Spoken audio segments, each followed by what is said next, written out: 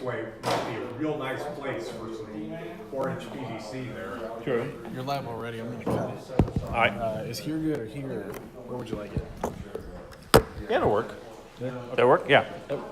It should pick you up. Okay. See how well that captures? Yeah, next time we can try the mic. We'll get it to where that way we're recording it. Play it back later.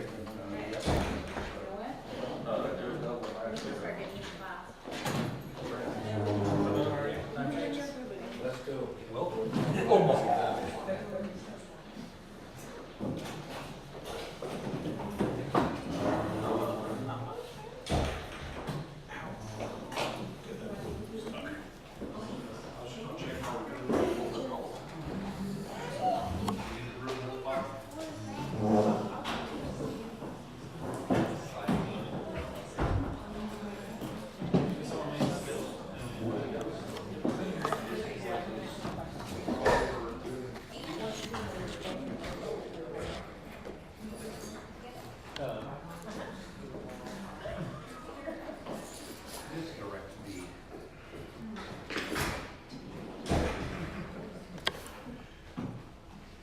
You know the DirecTV? They spell it D-I-R-E-C-T-V. Yeah. It's only DirecTV. Yeah. It's not DirecTV. This it's is true. DirecTV. They charge you as though there's an extra T, if you know what I mean. Yeah. They charge you for that T, but they just leave it out.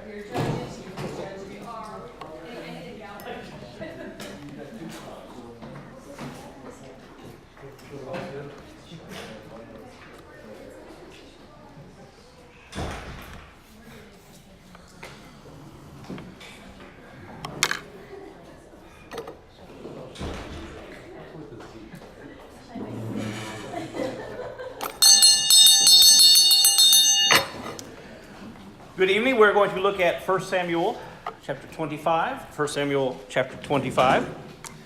1 Samuel chapter 25. Everybody a moment to find 1 Samuel chapter 25.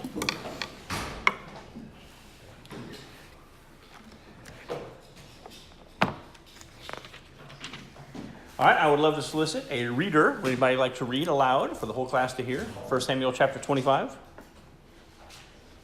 All right, thank you, Warren Brown. Well, we will pray and then commence to begin.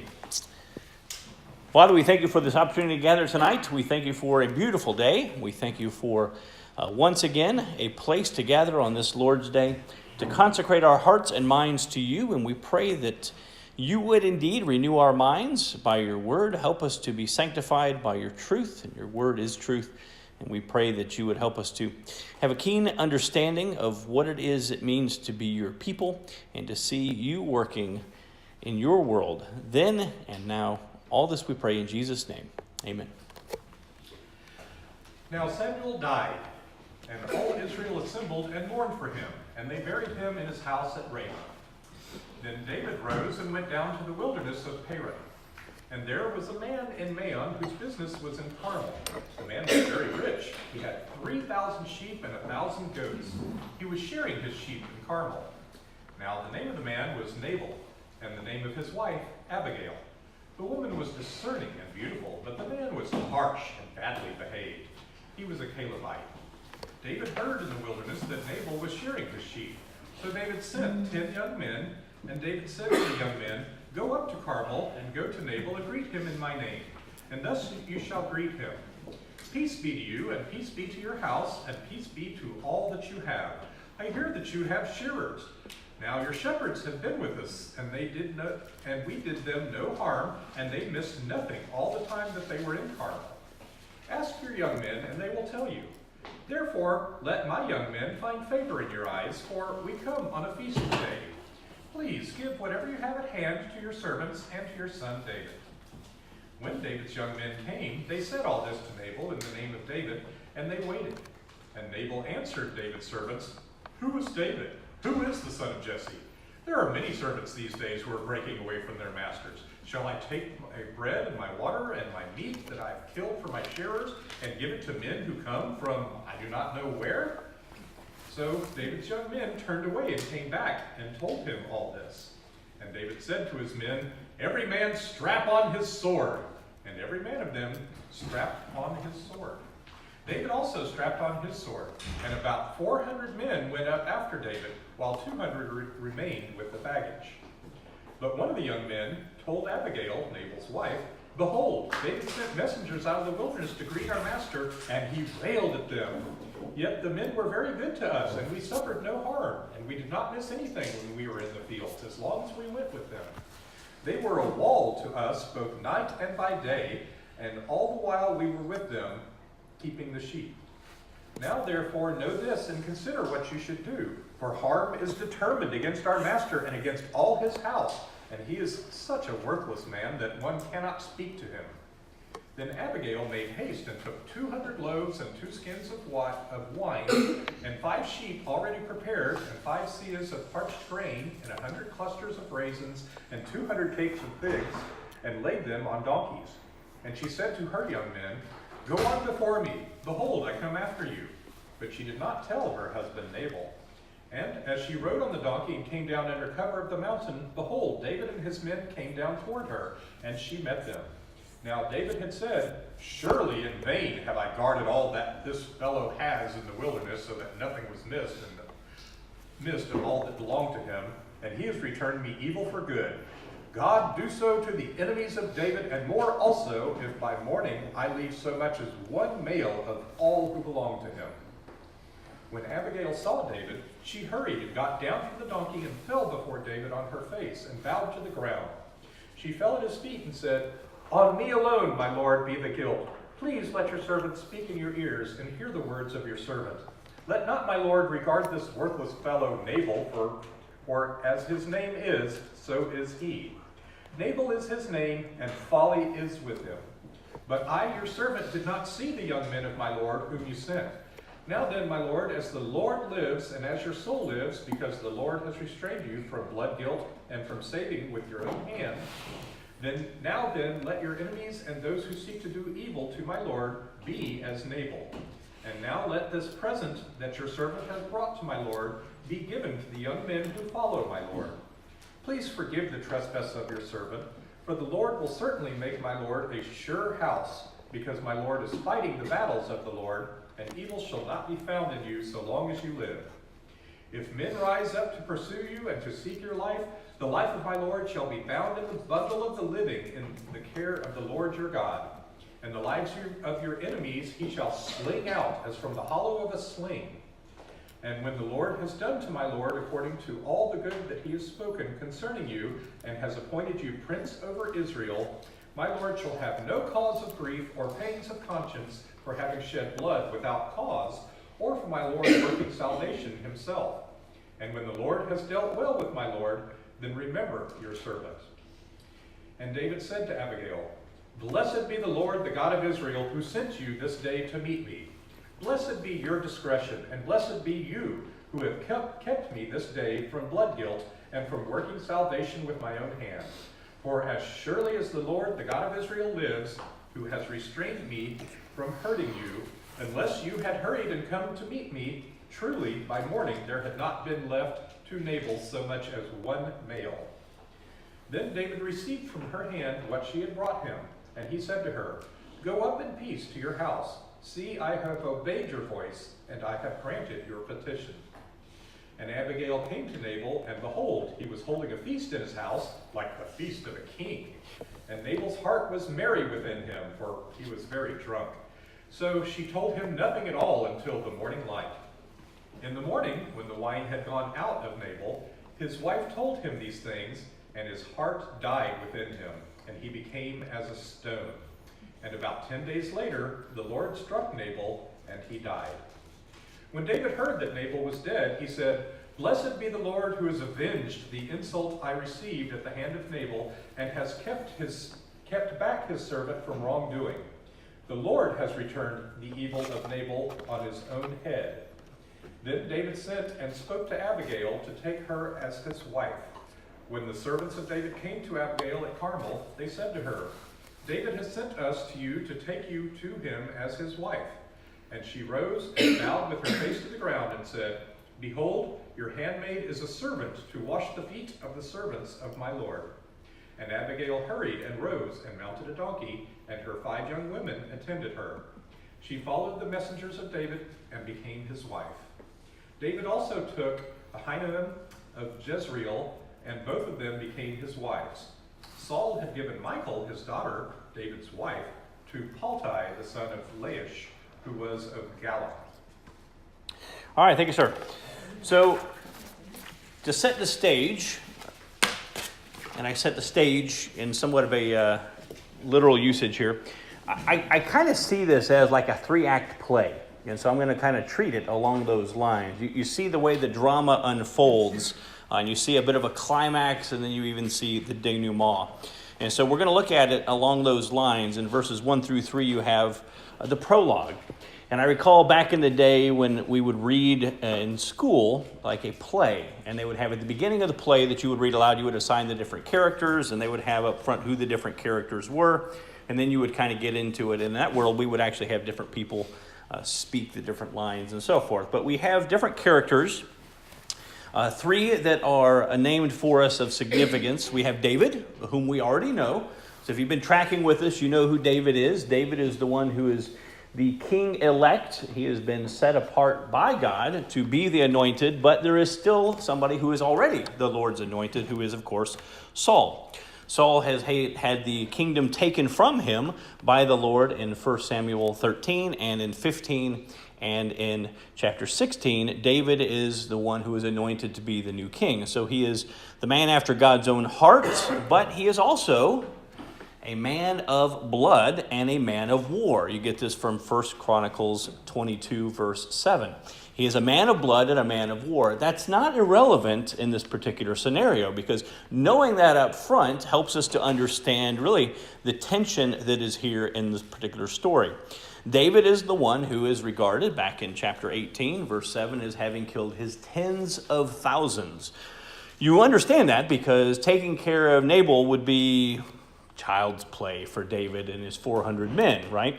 So you have a situation here. You have the king, who is a very proficient warrior in his own right, a king to be, and he's been on the run. He's been on the run for Saul, and you kind of feel the tension and the angst, and seemingly things are going to go well for him, but no, that's not going to happen in this particular chapter. And we'll talk as we get to the end about what's on either side of this chapter, chapter 24 and chapter 26. Chapter 24, you had the situation you may recall, where seemingly God dropped Saul into the hands of David, and David had a chance to at the urging of his men, deal with it and take Saul out early, but he would not touch the Lord's anointed. He did, however, cut off a piece of his cloak, and David immediately felt bad about that. He felt that he had sinned against God in the process. So this is the David that we have up to this point. The king-elect, a man after God's own heart, but also a man of blood, a man of war who had killed his tens of thousands. And then you enter into Nabal. Nabal is introduced to us here in this chapter as well, early on. Says this guy by the name of Nabal is a man there in verse 2 in Maon, whose business was in Carmel. He is very rich. So there's certain things you know about the characters before you even get to Act 1 of the play and see what's going to happen. But this is a man who's very rich, has 3,000 sheep and 1,000 goats.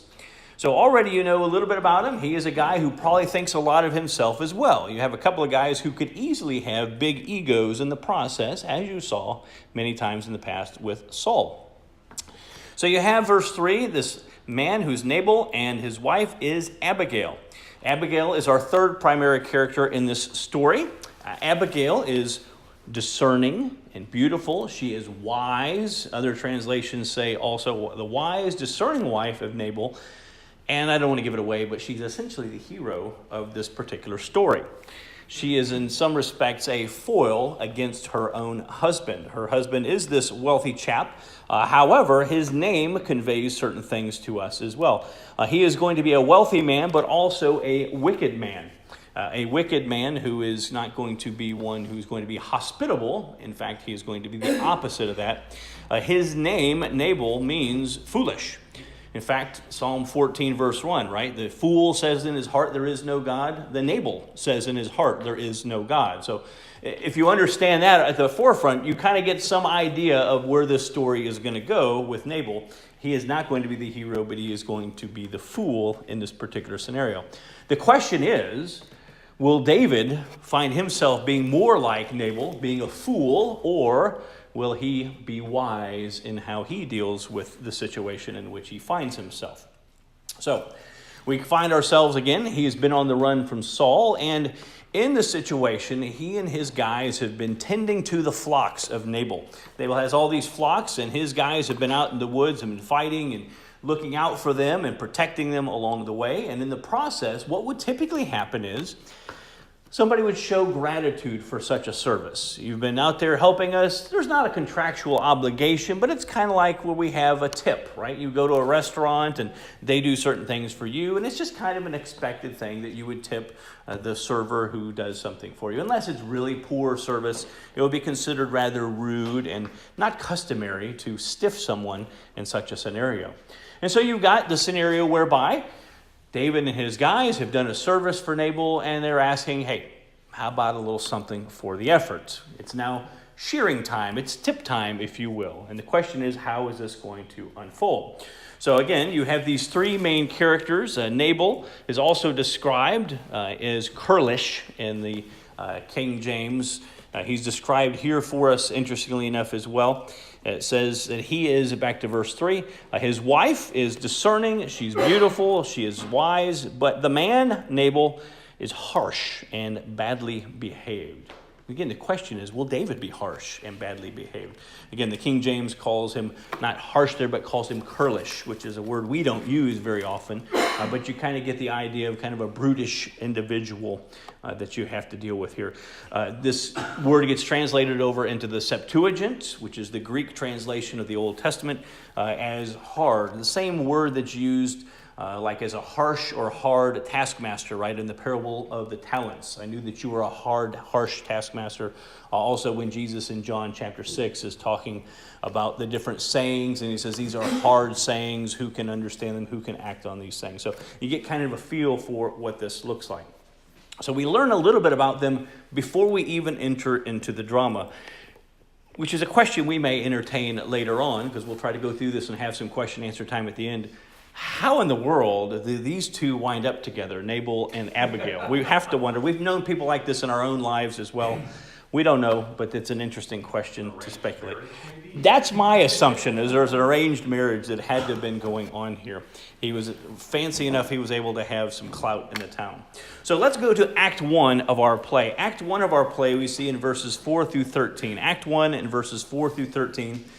And this is where, now we have our characters, but here's where the tension builds. Verses 4 through 13, the tension builds up in this particular story now. David heard in the wilderness that Nabal was shearing his sheep in verse 4. So he sent 10 young men with a message. Here's what you need to do. Go up to Carmel and say, hey, here's what we've done for you. And we wonder, maybe you could just kind of think of us and include us a little something here in the process. So he tells them, go in verse 6. Thus you shall greet him, peace be to you, peace be to your house. Peace as opposed to what? War. I mean, you got a bunch of guys out there and they're preparing for war. I mean, they're on the run from Saul, but if Saul's guys find them, they're not going to ask them to sit down and have a cup of tea. They're preparing for war, and these are warrior type guys. But cometh peace. Peace be to you, peace be to your house, peace be to all that you have. I hear that you have shears. Now your shepherds have been with us, and we did them no harm. They missed nothing all the time they were in Carmel. We kind of protected them while they were out there in vulnerable positions. Verse 8, ask your young men, and they will tell you. Therefore, let my young men find favor in your eyes, for we come on a feast day. We're hungry. You're having a feast. Is there room for a few more? Please give whatever you have at hand to your servants and to your son David. So David approaches from a position of humility, a position of being a servant. And I'm sure David thinks to himself, here I go with my hat in hand, so to speak, and how am I going to be repaid for this? So David's message is not one of demand necessarily, but he lets him know that based on the protocol of the customs of the day, this is what we would love to see take place. And he's going to respond. Verse 10, Nabal answered David's servants. Who is David? Who is this son of Jesse? There are many servants these days who are breaking away from their masters. Now, what we're going to pick up on from Abigail is people know who David is, right? I mean, this is not that random of a name to be throwing around. It's a significant sign of disrespect. So when he says, who is David? In other words, who is David that I should contend with him or that I should care to do anything for him?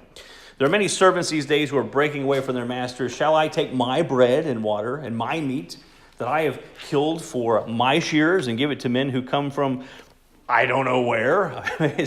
It's rather comical the way this whole thing goes and plays out. So it's very disrespectful the way he responds, of course, to David in the process. He refuses, in other words, to accommodate the request that has been put forward to him. So, verse 12, David's young men turned away and came back and told him all this. So they give this message to David, and here's where the tension builds in verses 4 through 13. How does David respond? As you might expect for a warrior who's killed his tens of thousands and who is, by God's own admission, a man of blood. Sword up, lads, right? Verse 13, David said to his men, every man strap on his sword. And every man of them strapped on his sword. David also strapped on his sword. About 400 men went up with David, while 200 remained with the baggage. So David and 400 lads get their swords, and they're going to go pay a visit to Nabal. So, as I said, this is where the tension really begins to build in this Act 1. Now we move to Act 2. And the question, are we looking forward to? Is there going to be a war? Is there going to be battle? What's going to happen in Act 2? Well, we open the curtain, verses 14 through 35. We have Act 2. Abigail enters the picture. Abigail intercedes at this point. Abigail was not there in Act 1, but she is here now in Act 2. Abigail is going to intercede on behalf of herself and her servants, her family, and believe it or not, even on behalf of Nabal, her husband. Verse 14, she hears of what's going to happen. Verse 14, but one of the young men told Abigail, Nabal's wife. By the way, doesn't go and tell Nabal, interestingly enough. Tells Nabal's wife. These folks have some sort of idea of around the place who is the smart one and who's the not so smart one. Behold, David sent messengers out into the wilderness to greet your master, and he railed at them. Yet the men were very good to us, and we suffered no harm. We did not miss anything when we were in the fields as long as we went with them. They were a wall to us both by night and by day, all the while we were with them keeping the sheep. Now therefore know this and consider what you should do, for harm is determined against our master and against all his house. And he is such a worthless man that one cannot speak to him. We all know the situation. This is why we're not even bothering to go and let him know the bad guys are coming to get you because you've angered them in the process. So seeks out Abigail in the process, praises David, corroborates David's story. David did not seem to be embellishing these things at all.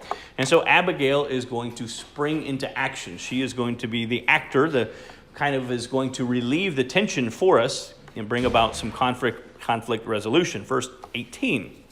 Abigail made haste and took 200 loaves and 2 skins of wine and 5 sheep already prepared and 5 seahs of parched grain, 100 clusters of raisins and 200 cakes of figs, and laid them on donkeys. She's not expecting 2 or 3 people to show up, right? She's expecting a lot of folks, and a lot of folks may be hungry. And so the way to a man's heart is through his stomach, perhaps, right? This may be something that can be helpful to pacify these folks that are on their way. Interesting what she doesn't do. She doesn't go and talk to Nabal. You see this. She doesn't go and speak with him, doesn't deal with him at all. Verse 19, she said to her young men, "Go on before me, behold, I come after you." But she did not tell her husband Nabal. Didn't seem wise. In fact, I would submit to you, he probably would have just goofed it up had he got involved in the process. So she is now going to go and she is going to deal with what's taking place. Verse 21. So she's riding on ahead. Verse 21. Now David had said, "Surely in vain have I guarded all this fellow has in the wilderness, so that nothing was missed of all that belonged to him, and he has returned me evil for good." Now what's David's intention here? He feels that he's been slighted. He's done good for somebody, and he's repaid for that evil, for good with evil. So what's he planning to do? Revenge. I'm going to do unto him before he does to me. All right? Remember that show, Hill Street Blues? I was one of the sergeants used to say, "Do it to them before they do it to us." I always thought, that's kind of harsh, to tell the police. I like the other guy that said, "Let's be careful out there." But that was 2 different approaches there. But that's what he's planning to do. I'm going to go do it to him before he can do anything mean to me. And he intends to kill him. Verse 22. God, do so to the enemies of David, and more also, if by morning I leave so much as one male of all who belong to him. Now, to be fair, he has been insulted. I mean, he has been shown up in a shame way, in a way of saving face. The only thing he can do, he thinks, is to go and protect his reputation, and so he's going to kill all of the men in that particular place. Now, we might think it's justified on some level, but I think David himself will realize that he's overreacting and somebody is reining him in. He is being protected really from himself and things that he might do in the process. But that's his intention. His intention is to go and slaughter, wipe them all out. David's done this sort of thing before. I mean, he can do it. He can go and wipe out a whole mess of Philistines or whatever is necessary. It would be a small thing for him to do, but she is going to intercede. In verses 23 through 31, we see her intercede, and really verses 24 through 31, we find a nice soliloquy where she is going to go out on the stage and she is going to talk at great length. Verse 23, when Abigail saw David, she hurried, got down from the donkey, fell before David on her face, bowed to the ground. She fell at his feet and said, "On me alone, my Lord, be the guilt." Willing to take the guilt on herself, "Please let your servant speak in your ears and hear the words of your servant. Let not my Lord regard this worthless fellow, Nabal, for as his name is, so is he." He is a fool. He is foolish. Nabal is his name, and folly is with him. But I, your servant, did not see the young men of my Lord, whom you sent. In other words, had I been there, I would have done something different. We wouldn't be in this predicament. It seems like she's saying it's my fault. Blame me for, I know who he is and I know how he is, and I would have intervened. Now then, verse 26, my Lord, as the Lord lives and as your soul lives, because the Lord has restrained you from blood guilt and from saving with your own hand. That's a key verse, key part of the verse there. Because the Lord has restrained you from blood guilt and from saving with your own hand, now then, let your enemies and those who seek to do evil to my Lord be as Nabal. So what she's saying is, don't do this.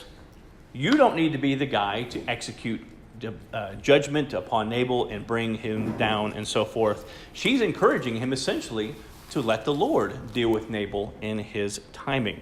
Verse 27, now let this present that your servant has brought to my Lord be given to the young men who follow my Lord. Please forgive the trespass of your servant, for the Lord will certainly make my Lord a sure house, because my Lord is fighting the battles of the Lord, and evil shall not be found in you so long as you live. And so you're on the Lord's side. You're fighting the Lord's battles. The Lord is going to take care of you. Trust in him. Let him avenge. Let him protect you, and so forth. Verse 29. If men rise up to pursue you and to seek your life, the life of my Lord shall be bound in the bundle of the living in the care of the Lord your God. Again, I recognize that you're the Lord's anointed and that he has your fate in his hand. So should you. Interesting, she goes on to say, and the lives of your enemies, verse 29, the second part, the lives of your enemies, he shall sling out as from the hollow of a sling. Anybody know of a connection between David and a sling, right? It seems a little familiar. Right, 1 Sam 17, right? David and Goliath. I went and checked just to make sure, because sometimes the English, they can cheat you. It's the exact same word there. You got the emphasis, the sling, and the sling is the same Hebrew word there that you have back in chapter 17, where he uses the sling, of course, to kill Goliath. In verse 30, and when the Lord has done to my Lord, according to all that he has spoken concerning you, and has appointed you prince over Israel, my Lord shall have no cause of grief or pangs of conscience for having shed blood without cause, or for my Lord working salvation for himself. And when the Lord has dealt well with my Lord, then remember your servant. She's kind of rebuking him, and I think he realizes that in the process. She's rebuking him for what he was planning to do. He was dead set on not just murdering Nabal, but wiping out the whole family, the whole village, every male. He was going to make sure none of them were still around. So she intercedes in this particular instance. Does it work? How is David going to respond? Because David's got all the guys rustled up. They all got their swords on. They're ready to go. They got a taste for blood. Well, instead, he's going to make sure they have a taste for all of the food that she has brought out instead. Back to the text, David responds in verses 32 through 35, and we finish up this second act. Verse 32, David said to Abigail, blessed be the Lord, the God of Israel, who sent you this day to meet me. I said before that Abigail is the hero of the story, and I think on some level that's true. I mean, you have her being held up as the wise, discerning one, the only one that really seems to have a clear level head in the bunch. But David recognizes that who brought her, who sent her, even in this particular instance, he credits the Lord for bringing her to this scenario. Blessed be the Lord, the God of Israel, who sent you this day to meet me. Because he realizes that Abigail is used by God to stop him from doing something foolish, something he would regret from this bloodshed in the process. So he recognizes this, verse 33, blessed be your discretion, blessed be you who have kept me this day from blood guilt and from working salvation with my own hand. He uses her same verbiage, her same assessment of what's going on here. Verse 34, for surely as the Lord lives, the God of Israel lives, who has restrained me from hurting you, unless you had hurried and come to meet me, truly, by morning there had not been left to Nabal so much as one male. He makes it very clear, look, you saved everybody in the family by what you did. God brought you, and this is what you've accomplished. Verse 35, then David received from her hand what she had brought him, and he said to her, go up in peace to your house. See, I have obeyed your voice and have granted your petition. Originally, remember, he sent those guys and they came, peace. Peace be you, peace be the family, peace be. And then it's like sword time, not so much peace, but she has brought the peace back again. And now we have the third act. The third act is what we in the French people like to call the denouement. So we have the denouement in verses 36 and onward as everything kind of settles back in. What's Nabal doing all this particular point in time? What's Nabal up to? Verse 36, Abigail came to Nabal. Hey, guess what? I just saved your life and the life of everybody else. Guy is too drunk to even be spoken to or reasoned with. Behold, he was holding a feast in his own house. So it's not like, hey, I'm sorry, David, I can't accommodate you and your guys. I mean, all we got left is some ramen noodles, and some Bush's baked beans or whatnot, right? Having a feast, lavish. Remember, the guy is rich. He can lavish all this stuff out to impress everybody, feel like a big shot. Like the feast of a king, it says in verse 36, Nabal's heart was merry within him, for he was very drunk. So she told him nothing at all until the morning light. In the morning, when the wine had gone out of Nabal, his wife told him these things, and his heart died within him. It's fascinating what's going on here, and there's some poetic license or something that's going on. I don't know if he realizes how close he was to death, gets somewhat catatonic or whatever it is, because he's not dead yet. He's not dead yet. So his heart died within him. He became as a stone. It goes into shock, perhaps. And then it says, and about 10 days later, the Lord struck Nabal, and he died. David is encouraged. Leave this up to the Lord. Let the Lord deal with it. Now remember, what's in chapter 24? What's in chapter 26? He's on the run from Saul. He's been tempted by his guys. Hey, we got an opportunity here. Saul has come into the cave all by himself. You can end this. Doesn't do it, but he still nonetheless feels bad because he embarrasses the king by cutting off some of his robe. You got a situation wedged within these two opportunities because 26 has got some similarities. 26, how is he going to respond? Does he learn anything from 25? Well, here you see, very simply, God removes the threat. He removes the problem from his life. And I think David learned something here in the process by God taking out Nabal, and he doesn't have to do it. And he has to wait for the Lord to do it, but indeed the Lord does. Now, it's pretty quick in this instance. 10 days go by.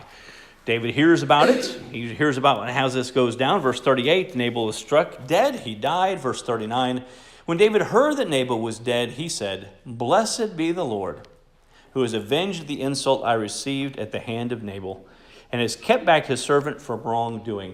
In other words, this is what I was hoping would happen, that he would be dead. But I was planning to do it. But I entrusted the Lord to take care of his business, and indeed, that's what the Lord did. The Lord has avenged the insult. He took care of this. The Lord has returned the evil of Nabal on his own head. David had been good to him. He had received evil in spite of the good. And rather than returning evil with the evil, he let the Lord deal with it. And what does he do? The Lord turned the evil back on Nabal's head. And so David understands what's going on here. He understands, he recognizes the foolishness that he almost stepped into, almost becoming a harsh, brash individual like Nabal, but he was stopped from doing so. And she, of course, helps him to recognize what it is that God is doing in his life and in the life of, subsequently, the nation of Israel also. So David picks up on it, he sees it, and then something interesting happens in verse 39, the second part there. Then David sent and spoke to Abigail to take her as his wife. Now I got mixed emotions about this, right? Because on the one hand, how does this chapter start? Samuel died, right? Now, Samuel had been a good sounding board for David. Samuel had been there. He had given him advice. He'd helped him along the way. When Samuel dies, you have a new era taking place in the life of Israel. So I can understand on the one hand why David would see Abigail as very appealing and think to himself, Abigail would be nice to have for his wife. But as we'll see in a little bit, he already has a wife. And as we like to say in theological circles, there's the rub. But we'll come back to that shortly. So he's interested in her becoming his wife. Verse 40, the servants of David came to Abigail at Carmel. They said to her, David has sent to us to take you to him as his wife. She's a widow. She might even be a wealthy widow at this point, right? She has all of the stuff. She arose and bowed her face to the ground and humbly says, behold, your handmaid is a servant to wash the feet of the servants of my Lord. Abigail hurried and rose and mounted a donkey, and her 5 young women attended her. She followed the messengers of David and became his wife. Now we see in Abigail a certain manner of, I would say, humility throughout this, and even in this particular instance as well. But David does indeed take on an extra wife. And as if we might have missed it, we get this even more emphatically, right? If you go back to the text now in verse 43, David also took Ahinoam of Jezreel, and both of them became his wives. Goes on to talk about how Saul's wife Michal had been given away. But you have now David with multiple wives. And we probably know he's going to get another wife later on also. Now, the question of polygamy comes up from time to time, but it's explicitly forbidden for the king to have multiple wives, to have many wives.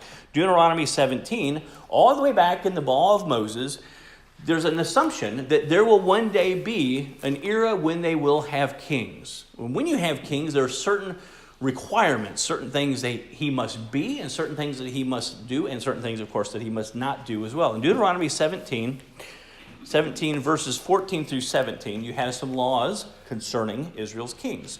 Deuteronomy 17, verse 14. When you come to the land that the Lord your God is giving you, and you possess it and dwell in it, and then say, I will set a king over me, like all the nations that are around me. You may indeed set a king over you, whom the Lord your God will choose. One from among your brothers you shall set as a king over you. You may not put a foreigner over you who is not your brother. Only he must not acquire many horses for himself, or cause the people to return to Egypt in order to acquire many horses, since the Lord has said to you, you shall never return that way again. The horses is not because God is anti-horse, mind you. The horse was a symbol of strength, right? Some may trust in horses, some may trust in chariots, but we will trust in the name of our God, right? So the king doesn't need to fortify his arsenal, so to speak. Verse 17, and he shall not acquire many wives for himself, lest his heart turn away, nor shall he acquire for himself excessive silver and gold. Now, I'll be honest and say I don't know what constitutes many as far as many wives go, but we have an inkling that he's moving in that direction. His son Solomon, of course, will take that baton and he will slam dunk it, and then he will do other things with it as well, because he will not only acquire for himself many wives and concubines, to be fair, but he will also amass excessive gold in the process. So I want to make sure when we have our epilogue, we wind all this down, we make sure we understand what's going on here. Ultimately, Abigail is used by God as the hero to reconcile the problem that has developed between Nabal and David. The history of Nabal as a guy who's already a fool that everybody knows kind of plays into that. And she is intelligent enough, discerning enough, wise enough to intervene in such a way as to bring about good for David. I would say that she is used by God to preserve David, preserve his reputation, and also to prosper him in the process. Kylan Delitzsch, in their commentary, says this: the history of Nabal's folly and of the wise and generous behavior of his pious and intelligent wife Abigail towards David shows how Jehovah watched over his servant David and not only preserved him from an act of passionate excitement, which might have endangered his calling to be king, but turned the trouble into which he had been brought into a source of prosperity and salvation. So she's used by God in the process to bring about good for David, his prosperity and his preservation as well. She does have what I think we would call keen insight or judgment, also known as discernment, or as John MacArthur would call it, discernment. But she demonstrates this for us. And I say this because I don't want to obsess on this, because that's not the main point of the text. The main point of the text is not look at Abigail. Abigail's our hero, be like Abigail. But at the same time, God does give us these Old Testament stories as examples for us to learn from and to follow. 1 Corinthians 10:6, the Apostle Paul, looking back at the life of the Israelites, says, these things took place as examples for us, that we might not desire evil as they did. 1 Corinthians 10:11, now these things happened to them as an example, but they were written down for our instruction, on whom the end of the ages has come. I don't think it's any coincidence that we have at our church somebody named Abigail, but nobody named Nabal, right? I mean, this is just makes good sense. I mean, you hope to see some of these characteristics passed on. She literally saves the lives of those in her family and her husband's, at least temporarily, until God, of course, intervenes. And we see those characteristics there. But ultimately, what God is doing is God is using her in the process of cultivating this King David, for the benefit of himself, but ultimately for the benefit of his people, Israel, as well. So we got some time for questions and comments and discussion with regard to 1 Samuel chapter 25. Warren Brown, and then we'll get you Brian Jensen in the back. I was a little confused back in verse 26, the Lord has restrained you from blood guilt and from saving with your own hand. And he talks about being a savior and all that. Mhm. I'm not too sure what the saving is. I didn't quite catch that. Comes up again later as well, and David Yeah. would talk about that also. And I think should he go into battle, for whatever reason, maybe he feels threatened, maybe he anticipates that there's going to be a battle at some point, because he doesn't seem to be in any kind of imminent danger from that. So I don't know what's being saved necessarily. I think his reputation might be a little too much in that process.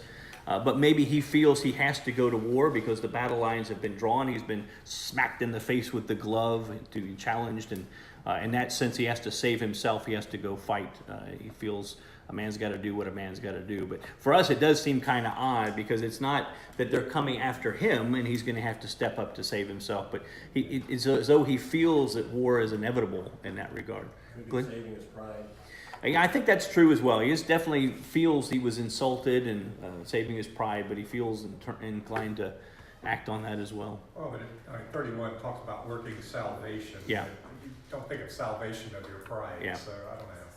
Anyway, I'm glad it's not just me. I thought maybe Yeah, I was no, just no. missing something, but okay. Yeah, it seems more dire from that perspective. Yeah, Well, another translation says taking vengeance himself. yeah, Older ESV. yeah. Vengeance, yeah. And of course, vengeance is mine, saith the Lord. King James. Brian? Couple things. First, verse 44, so I'm a little confused by that. So Saul had a wife, David had a wife, but Saul gave David's wife away to someone else? Yeah. Okay. Yeah, and something similar happened with Merib as well. Remember, he had offered Merib to David, and then he welched on the deal. And then later, Michal is really interested. She's really into David, and so Saul gives him to him. And so it's something that we've already seen happen, take place in this scenario where he's given his wife away. Now, she'll come back, and she'll be relevant again later on. Did that happen with Samson too? Yes, yeah, it does happen with Samson too. That's right, yeah. Yeah. And I guess the second thing is... That's why you don't go off to war for too long, right? Stuff happens. And then, I guess, second thing is, what's never brought up at all is kind of the pecking order of, isn't Abigail stepping out of line? Because isn't she supposed to be subservient to her husband at this point? There's no retribution. Her husband doesn't say, throw her to the stockade or whatever, or kill her for what she's done behind his back of not going to him in the first place. And if this is all after the fact, she's coming to him at this point. Maybe he's so much in shock that I would have thought, okay, she's in big trouble at this point because she's making decisions and she's supposed to be subservient to him. Yeah, I think in general, those things are all true, right? And I think the way the story is portrayed, he's not minding the store because he's off getting liquored up and drunk, right? So he's kind of painted as a fool and a buffoon in that regard. And so had she not intervened, they would have all been dead. But you're right. She acts contrary to the convention of the day in that regard. And doing so saves temporarily his life as well. Warren? Well, but to me, her piety, her understanding of the situation that David is appointed by God and, Yeah. this is all about God. To me, she's choosing God over her husband. Yeah. She's saying, look, God has plans for this guy. We need to be supporting him. I'm going to choose God over my husband because the two are in conflict right now. That's true too. Yeah, you're absolutely right. She recognizes that God has appointed him to be king and that it's the inevitability. And when you come into your kingdom type of thing, she essentially says to him, remember me. Right? Something similar we've seen elsewhere. Brian? And I guess just one follow up on that. It's like, she made the decision on her own versus going to throw an Abel and say, hey, maybe we should do something to appease this before there's war. Yeah. And to your point, it's risky what she does, right? You're exactly right, because she could have gotten in trouble even if it worked in the process, because you made me look weak. You make you have the situation with the Israelites, right, where Deborah goes out and fights for the Israelites in Judges 5, Judges 4 and 5, because Barak doesn't do it because he's scared, so to speak, and so it could make him look worse in the process. Yeah, I'm alive, but now I look like a fool. He is Nabal. But yeah, but you're right. Tony Soprano's wife did not go off and do this on her own. She wouldn't do it twice, would she? No. That's true. Jeremy, and I'll get you, Bruce. And to point out the Nabal being a fool, when he says who is David, he also says who is the son of Jesse, Yeah, which implies that he actually knows Yeah. who this David is. yeah, Well, and he knows the story too. Yeah. He's talking about, people separating from, or servants separating from their masters. He Yeah. knows what's been going on. yeah. And I think exactly. And I think he just doesn't hold him in any high regard. I think he's not ignorant of him. He's just he thinks he's irrelevant. Bruce? This, this tendency that David has for settling things with the sword, God faults him Yeah. for that when it comes time to build Yeah. a house for God. Yeah, you're exactly right. And he doesn't do it. Instead, his son does. And fault Solomon as you might, and legitimately so. He is not known as a man of war, a man of blood like David is. That's true. Now, he somewhat doesn't have to be, because David does all that for him, right? He kind of passes on to the next generation things have been done and done well. That's true. Anything else? 1 Sam 25? I had one other thing, All I right. forgot what it was. Oh well. All right. All right, well, I was just gonna say, to your point of Nabal had enough food for a feast, you say he had a feast fit for a king and all that. In addition, he also had 5 more sheep and 100 figs and all these other, 200 loaves of bread. She went and yeah. got a feast for a king, and he still had another feast That's for true. a king left over. That's true. Good point. That's a good observation. Absolutely. Well, along those lines, would you close us out with another reading of 1 Samuel 25? Whoops, that would be 26. Okay, there we go. Now Samuel died, and all Israel assembled and mourned for him, and they buried him in his house at Ramah. Then David rose and went down to the wilderness of Paran. And there was a man in Maon whose business was in Carmel.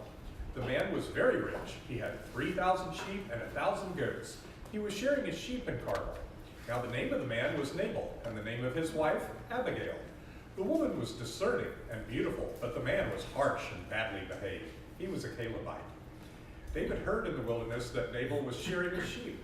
So David sent 10 young men, and David said to the young men, "Go up to Carmel and go to Nabal and greet him in my name. And thus you shall greet him. Peace be to you, and peace be to your house, and peace be to all that you have. I hear that you have shearers. Now your shepherds have been with us, and we did them no harm, and they missed nothing all the time they were in Carmel. Ask your young men, and they will tell you. Therefore, let my young men find favor in your eyes, for we come on a feast today.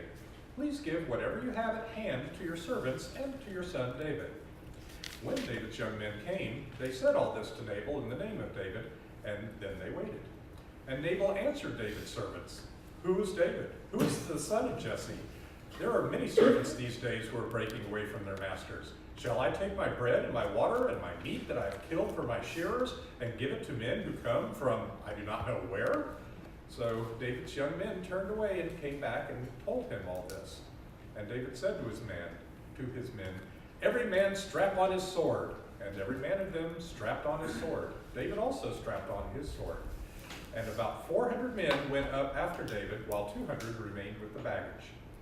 But one of the young men told Abigail, Nabal's wife, "Behold, David sent messengers out of the wilderness to greet our master, and he railed at them. Yet the men were very good to us, and we suffered no harm, and we did not miss anything when we were in the fields, as long as we went with them. They were a wall to us both by night and by day, all the while we were with them keeping the sheep. Now therefore know this and consider what you should do, for harm is determined against our master and against all his house, and he is such a worthless man that one cannot speak to him." Then Abigail made haste and took 200 loaves and 2 skins of wine and 5 sheep already prepared, and 5 seahs of parched grain and 100 clusters of raisins and 200 cakes of figs, and laid them on donkeys. And she said to her young men, "Go on before me, behold, I come after you." But she did not tell her husband Nabal. As she rode on the donkey and came down under cover of the mountain, behold, David and his men came down toward her, and she met them. Now David had said, "Surely in vain have I guarded all this fellow has in the wilderness, so that nothing was missed of all that belonged to him. And he has returned me evil for good. God, do so to the enemies of David, and more also, if by morning I leave so much as one male of all who belong to him. When Abigail saw David, she hurried and got down from the donkey and fell before David on her face and bowed to the ground. She fell at his feet and said, "On me alone, my lord, be the guilt. Please let your servant speak in your ears and hear the words of your servant. Let not my lord regard this worthless fellow, Nabal, for as his name is, so is he. Nabal is his name, and folly is with him. But I, your servant, did not see the young men of my lord, whom you sent. Now then, my lord, as the Lord lives and as your soul lives, because the Lord has restrained you from blood guilt and from saving with your own hand, now then let your enemies and those who seek to do evil to my lord be as Nabal. And now let this present that your servant has brought to my lord be given to the young men who follow my lord. Please forgive the trespass of your servant, for the Lord will certainly make my lord a sure house, because my lord is fighting the battles of the Lord, and evil shall not be found in you so long as you live. If men rise up to pursue you and to seek your life, the life of my lord shall be bound in the bundle of the living in the care of the Lord your God.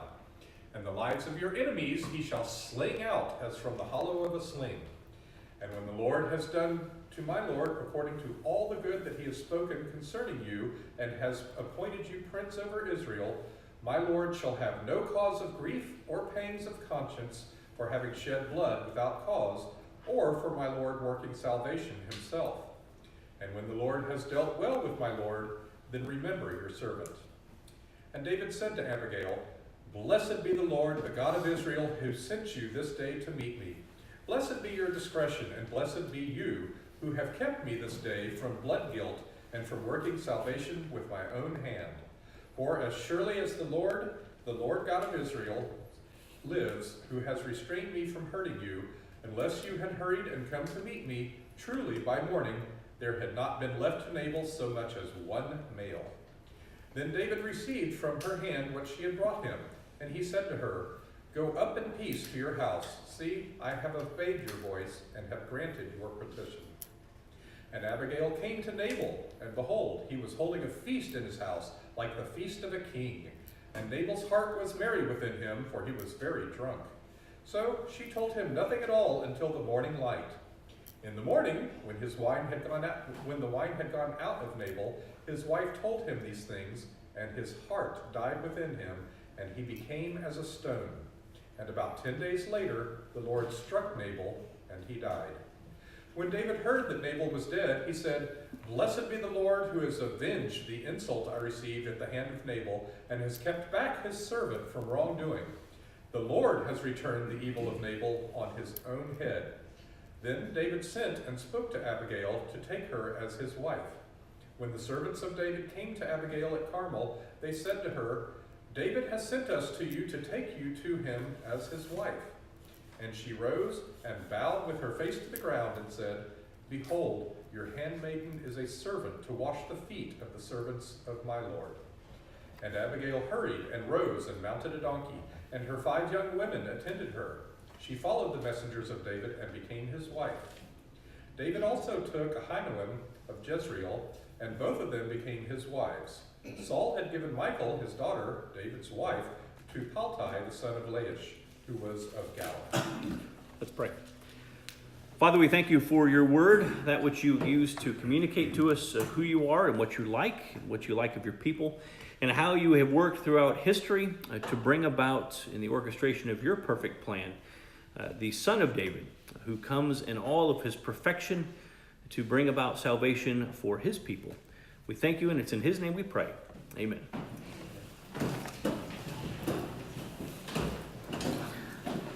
Another thing I was going to mention is she's so humble and saying, I'm like a hand servant and all that. Reminds you going back to Samuel's mother when she was Hannah. saying almost the same thing. Yeah. Looks forward to Mary when she's saying the magnificent. That's right. I am the handmaid of the Lord. Be it to me. Yeah.